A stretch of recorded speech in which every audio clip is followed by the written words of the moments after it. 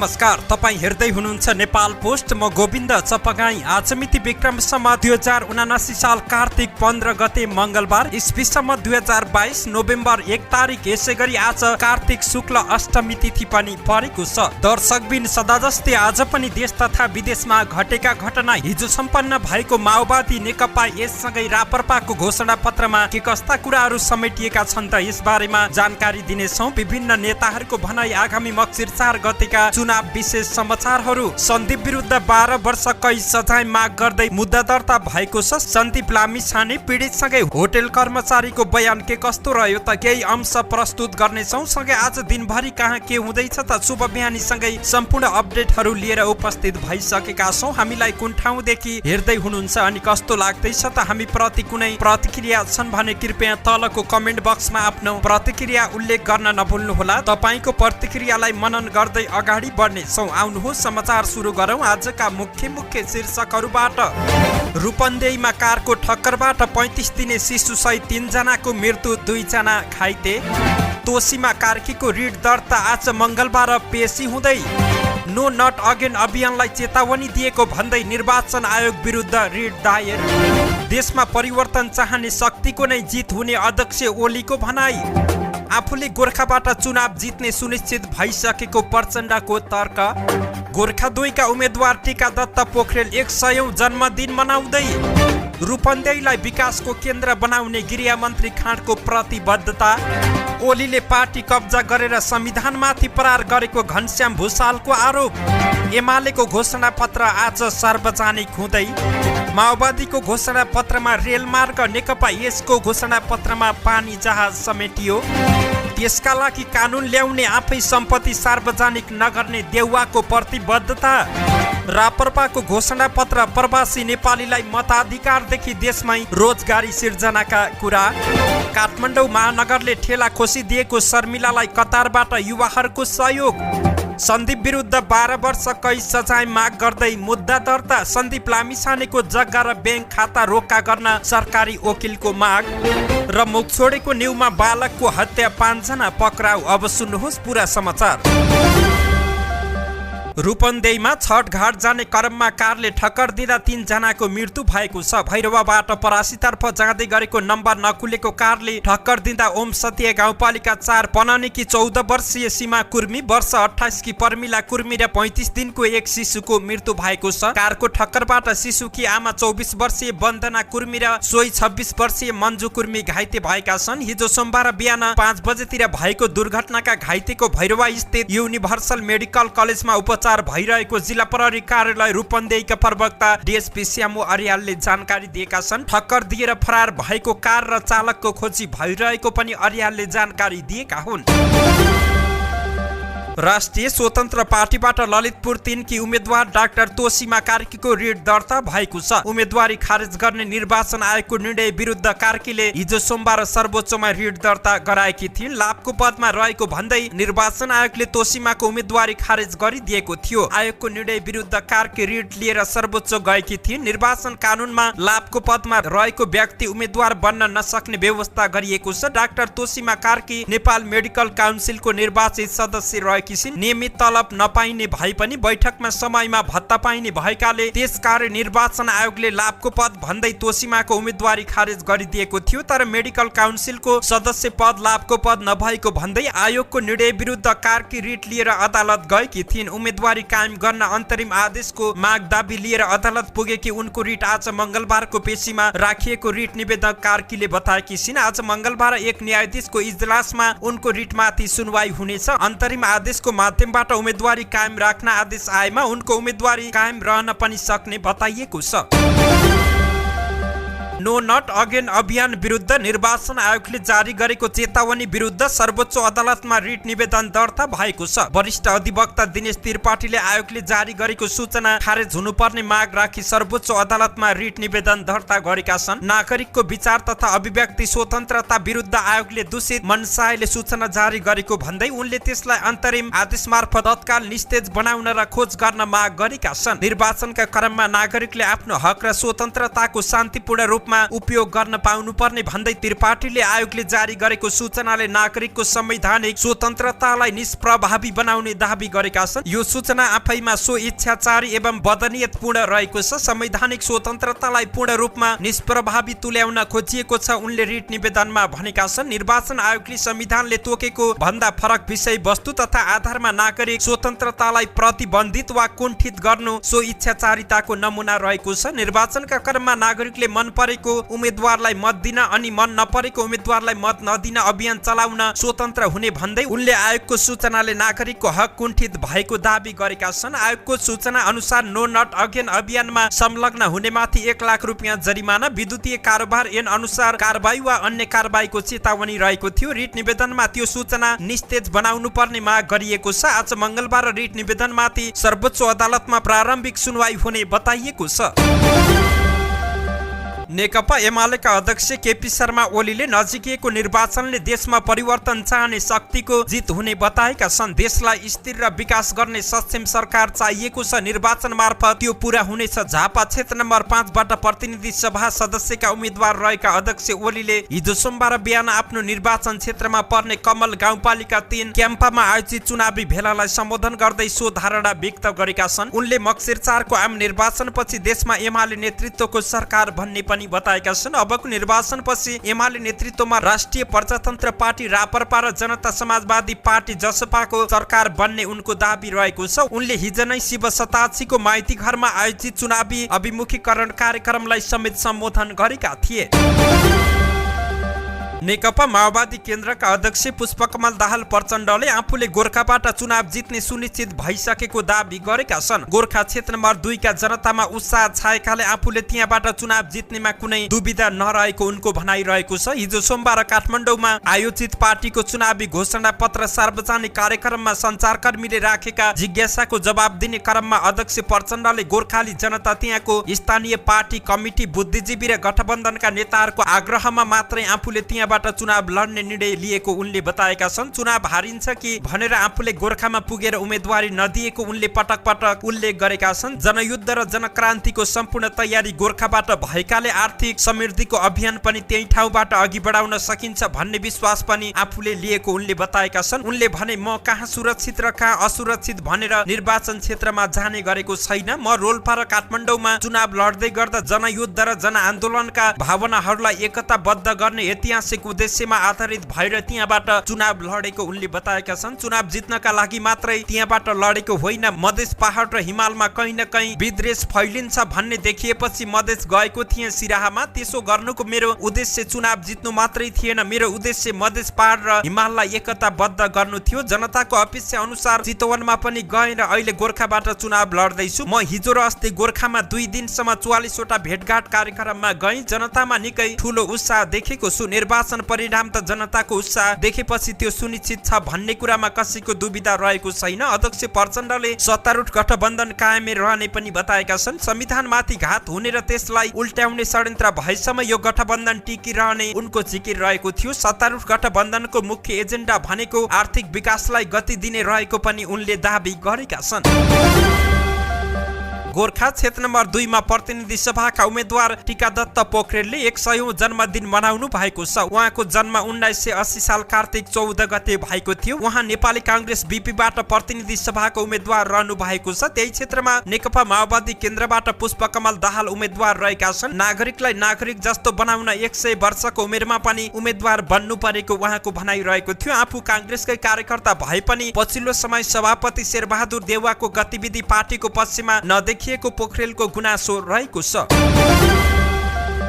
गृह मन्त्री बालकृष्ण खानले रूपन्देहीलाई मुलुककै विकासको मुख्य केन्द्र बनाउने गरी काम गरिने बताएका छन्। उनले रूपन्देहीको आर्थिक भौतिक तथा पूर्वाधार र मानवीय विकासका लागि आफू निरन्तर लागि परेको दाबी गर्दै अहिले भइरहेको विकासको कामलाई अझै फराकिलो बनाउँदै लैजाने बताएका छन्। गृह मन्त्री खानले हरेक दृष्टिकोणले रूपन्देही विकासका लागि उपयुक्त ठाउँ भएको उल्लेख गर्दै जिल्लालाई देशकै नमुना बनाउने विश्वास व्यक्त गरेका छन्। सत्ता गठबन्धनबाट रूपन्देही क्षेत्र नम्बर 3 का प्रतिनिधि सभा सदस्य उम्मेद्वार समेत रहेका खाँडले हिजो सोमबार बुटोलका वडाहरूमा आयोजित कार्यक्रममा बोल्दै जिल्लाको विकास र गौरव वृद्धिका लागि निरन्तर लागि पर्ने प्रतिबद्धता व्यक्त गरेका छन्। क्षेत्रवासीले मात्रै होइन, जिल्ला र सिङ्गो मुलुकका नागरिकले म प्रति गर्नु भएको भरोसालाई कमी हुन दिने छैन उनले भने। गौतम बुद्ध विमानस्थल, व्यापारिक मार्ग, सिंचाई तथा कृषिका साना ठूला दर्जनौं योजना रूपन्देहीमा भित्रिएको र तिनाउ दानव नदीले हुने गरेको कटान रोक्न आफू सिंचाई मन्त्री हुँदा जनताको तटबन्ध कार्यक्रम ल्याएर रोकथाम गरिएको दाबी समेत उनले गरेका छन्।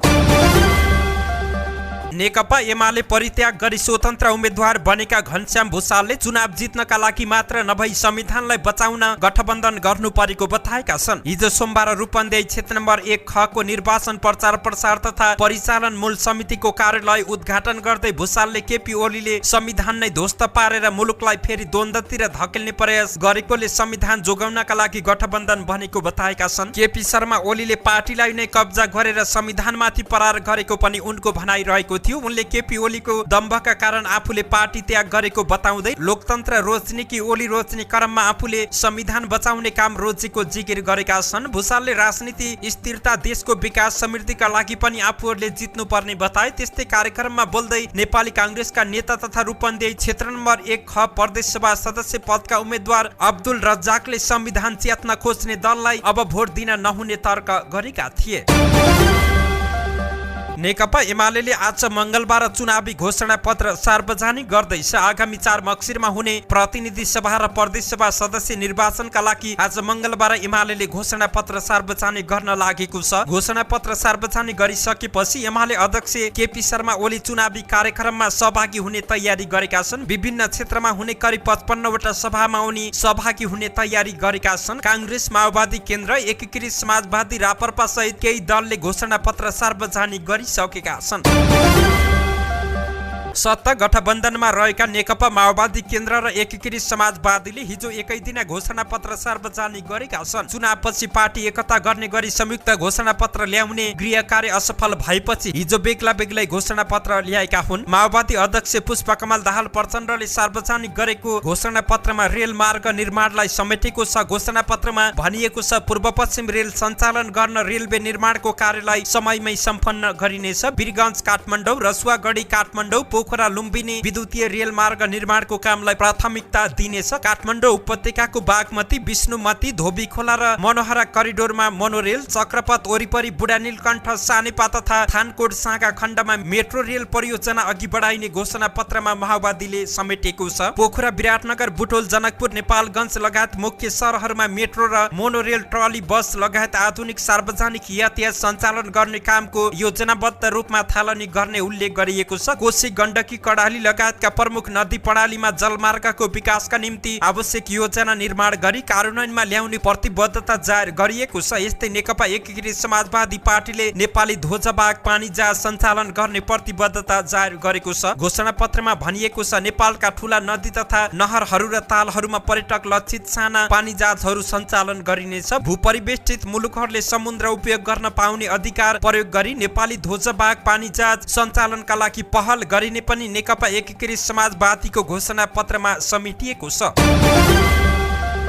मक्सिरमा हुने चुनावका लागि नेपाली कांग्रेसले गत शनिबार संकल्प पत्र सार्वजनिक गरे। उक्त संकल्प पत्रमा उल्लेख एक विषयले कांग्रेस सभापति समेत रहेका प्रधानमन्त्री शेरबहादुर देउवा सहित अहिलेको सरकारका मन्त्रीहरूले सम्पत्ति विवरण सार्वजनिक नगरेको प्रसंग स्मरण गराएको छ। 52 पेज रहेको संकल्प पत्रको 29औं पेजमा कांग्रेसले हरेक सार्वजनिक निकायका अधिकारीहरूले प्रत्येक वर्ष सम्पत्ति विवरण सार्वजनिक गर्ने बाध्यकारी कानून जारी गर्नेछौं भन्ने उल्लेख गरेको छ। प्रतिनिधि सभा र प्रदेश सभाका लागि कांग्रेसले विभिन्न क्षेत्रका विज्ञ सहितलाई राखेर बनाएको यो संकल्प पत्र प्रधानमन्त्री समेत रहेका सभापति शेरबहादुर देउवाले सानेपा स्थित केन्द्रीय कार्यालयमा सार्वजनिक गरेका थिए। देउवाको हातबाट जारी गरिएको संकल्प पत्रमा उल्लेख गरिएका विषय कांग्रेसले भविष्यमा लागू गर्छ भन्नेमा शंका उत्पन्न भएको भन्दै हिजो आज आलोचना भइरहेका छन्। किनभने देउवा प्रधानमन्त्री भएको 16 महिना हुँदा समेत उनी सहित मन्त्रीहरूको सम्पत्ति विवरण सार्वजनिक गरिएको छैन। आफै सरकारको नेतृत्व गरिरहेका बेला बेला कार्यान्वयन नगरेको विषयलाई कांग्रेसले संकल्प पत्रमै अव्यवस्थालाई सुव्यवस्थामा बदल्ने हाम्रो प्रतिबद्धता भन्दै पहिलो बुँदामै समेटेको छ। कांग्रेसले महामन्त्री विश्वप्रकाश शर्माको नेतृत्वमा यो संकल्प पत्र तयार पारेको हो। संकल्प पत्र सार्वजनिक गर्ने कार्यक्रममा बोलेका महामन्त्री शर्माले सार्वजनिक पद धारण गरेका हरेक व्यक्तिले हरेक वर्ष सम्पत्ति विवरण सार्वजनिक गर्नु पर्दछ र सार्वजनिक गर्न बाध्यकारी कानून हामी निर्माण गर्दछौं भनेका थिए।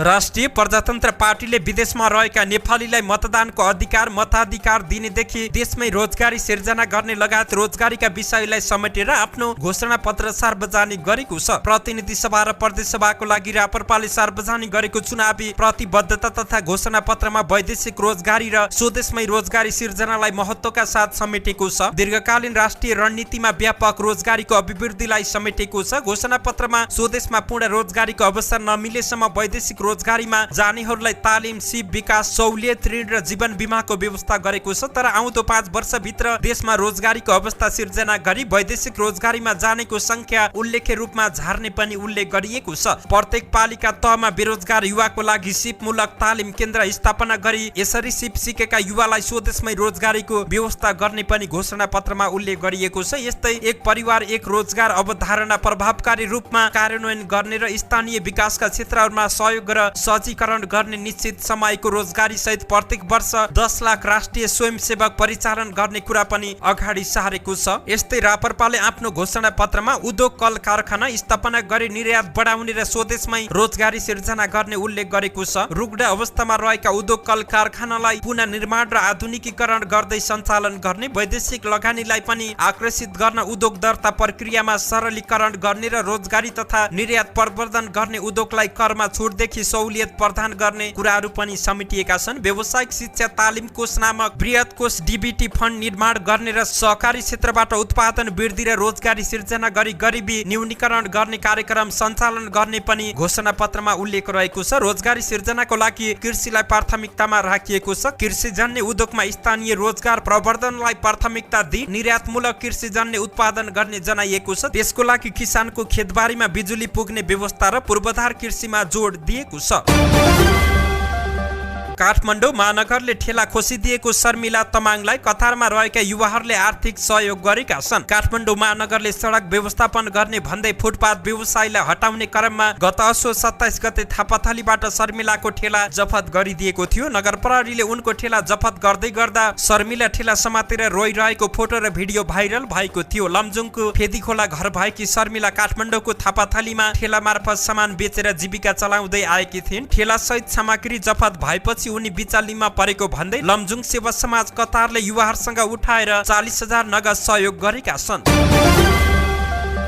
बालिका बलात्कार अभियोगमा सन्दीप लामिछाने विरुद्ध 12 वर्ष कैद सजाय माग गर्दै मुद्दा दर्ता गरिएको छ। सरकारी वकिलको कार्यालयले हिजो सोमबार काठमाडौँ जिल्ला अदालतमा लामिछाने विरुद्ध मुद्दा दर्ता गरेको हो। उनी विरुद्ध बलात्कार पुष्टि हुने पर्याप्त प्रमाण रहेको प्रहरीले जानकारी दिएको छ। प्रहरीले 1 हप्ता अघि नै अनुसन्धान सकाएर सरकारी वकिललाई प्रतिवेदन बुझाएको थियो। लामिछाने विरुद्धको मुद्दामा हिजो सोमबारदेखि नै थुनछेक र बहस सुरु भएको छ। उनले प्रहरी हिरासतबाटै आफूमाथि अदालतमा परेको मुद्दा लड्ने भएका छन्। यसैगरी जिल्ला सरकारी वकिलको कार्यालय काठमाडौँले बलात्कार आरोपी सन्दीप लामिछानेको जग्गा र बैंक खाता रोक्का राख्न अदालत समक्ष प्रस्ताव गरेको छ। क्षतिपूर्ति प्रयोजनका लागि लामिछानेको नाममा रहेको चितवनको कल्याणपुर 7 को जग्गा रोक्का गर्न सरकारी वकिलले अभियोग पत्रमा माग गरेका छन्। साथै लामिछानेको नाममा रहेको एनआईसी एसिया बैंकको खाता नम्बर 05457 को नगद 65,298 रुपियाँ पनि रोक्का राख्न सरकारी वकिलको प्रस्ताव रहेको छ। संवेदनशील प्रकृतिको मुद्दा भएकाले बन्द इजलासमा राखेर गोपनीयता कायम गर्दै निरन्तर सुनवाई गर्न पनि सरकारी वकिलको माग रहेको छ। यसैगरी लामिछानेले पीडित भनिएकी किशोरी र आफू राति एउटै कोठामा रहे पनि शारीरिक सम्बन्ध नराखेको बयान दिएका छन्। काठमाडौँ जिल्ला अदालतमा दायर अभियोग पत्रमा सन्दीपको उक्त बयान उल्लेख रहेको छ। नगरकोटबाट फर्किने क्रममा आफूले होस्टेलमै निजलाई छोडिदिने उद्देश्यले होस्टेलको लोकेसन माग्दा निजले होस्टेल बन्द भइसक्यो भनेपछि होटल काठमाडौँ इनमा फोन गरी कोठा बुक गरिदिएको सन्दीपको भनाइ रहेको छ। उक्त होटलमा पुगेपछि आफूले निजलाई तिमी जाँदै गर म गाडी पार्किङ गरेर आउँछु भनेपछि निज गाडीबाट आफ्नो मोबाइल र मास्क लिई गएको र आफू गाडी पार्किङ गर्न गएको सन्दीपले बयानमा उल्लेख गरेका छन्। मैले गाडी पार्किङ गरी होटल भित्र छिरी कोठाको बारेमा सोध्दा निजले कोठाको चाबी लिई पहिले नै कोठा नम्बर 407 मा गएकी रहेछिन्। त्यसपछि म त्यही कोठामा गए बयानमा सन्दीपले भनेका छन्। कोठामा एसी नचलेका कारण निजले नै कोठा चेन्ज गर्न आग्रह गरेको र निजले भने अनुसार आफूले होटलको रिसेप्सनमा पुगेर अर्को कोठाको चाबी लिएर करिब 11:55 बजेतिर 305 नम्बरको कोठामा गएको सन्दीपको भनाइ रहेको छ। यसैगरी क्रिकेटर सन्दीप लामिछाने विरुद्ध जबरजस्ती करणीको कसुरमा किटानी जारी दिने नाबालिकाले प्रतिरोध गर्दा आफूमाथि कुटपिट भएको बयान दिएकी छिन्। जिल्ला सरकारी वकिलको कार्यालय काठमाडौँले अदालतमा पेश गरेको अभियोग पत्रमा उल्लेखित बयान अनुसार उनले दोस्रो पटक जबरजस्ती करणी गर्दा आफूलाई ढाडमा जोडले हानेको बताएकी छिन्। होटल काठमाडौँ इनको कोठा नम्बर 305 मा बसेका बेला निकै थाकेकाले कुर्सीमा नै आफू अर्धनिद्रामा परेको उनको बयान रहेको छ। लामिछानेले मलाई लुगा फुकालेर सुत भनेकोमा म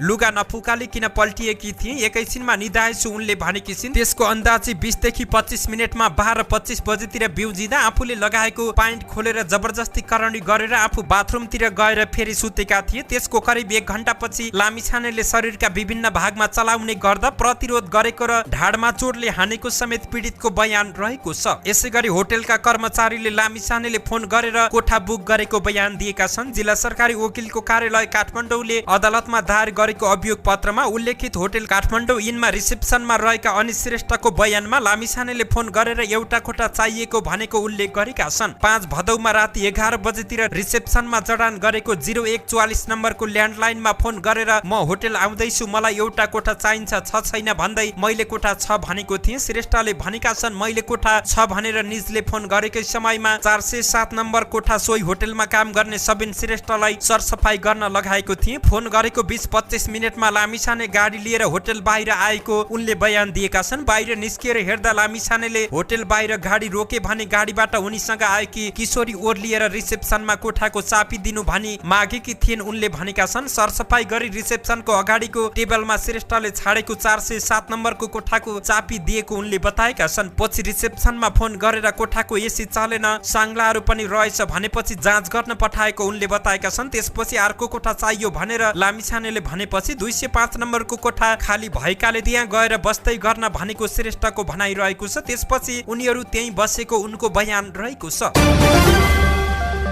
मोरङको उर्लाबारीमा 14 वर्षीय बालकको हत्यामा संलग्न भएको आरोपमा प्रहरीले 5 जनालाई पक्राउ गरेको छ। आइतबार राति दमक नगरपालिका 10 आम्बाडीका 14 वर्षीय दिउ श्रेष्ठको हत्यामा संलग्न भएको आरोपमा प्रहरीले 5 जनालाई पक्राउ गरेको छ। पक्राउ परेका 5 जना 18 वर्ष मुनिका किशोर रहेका छन्। पक्राउ परेकाहरूले पूर्व रिसिबी र मेलामा मुख छोडेको न्युमा छुरा प्रहार गरेको अनुसन्धानबाट खुलेको जिल्ला प्रहरी कार्यालय मोरङका प्रहरी नायब उपरीक्षक दीपक श्रेष्ठले जानकारी दिएका छन्। मोरङ र झापाको सीमा भएर बग्ने मावा खोलाको उर्लाबारी नगरपालिका वडा नम्बर 7 खण्डमा लागेको छठ मेलामा श्रेष्ठमाथि छुरा प्रहार भएको थियो। धन्यवाद। यस्तै ताजा समाचारको लागि नेपाल पोस्ट हेर्दै गर्नुहोला।